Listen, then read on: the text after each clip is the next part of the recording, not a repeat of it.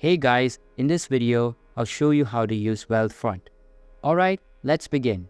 First of all, Wealthfront is a robo-advisor that automates investing to help you grow your wealth with minimal effort, and here's how to use it. First, sign up or create an account on the Wealthfront website. You will need to provide personal information, including financial goals, risk tolerance, and investment preferences. Simply fill out a questionnaire to assess your risk tolerance and investment goals. Wealthfront uses this information to recommend a personalized investment strategy. Once done, fund your account. Simply link your bank account to Wealthfront and transfer funds. You can then set up a one-time deposit or set up automatic contributions for regular investments. After that, monitor and adjust. Track your portfolio's performance through the app or website. Now, Wealthfront automatically rebalances your investments to maintain your desired asset allocation.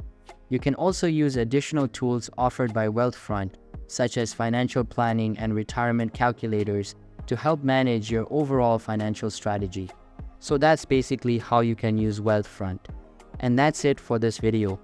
If you find this helpful, consider subscribing and giving this a big thumbs up. Thanks.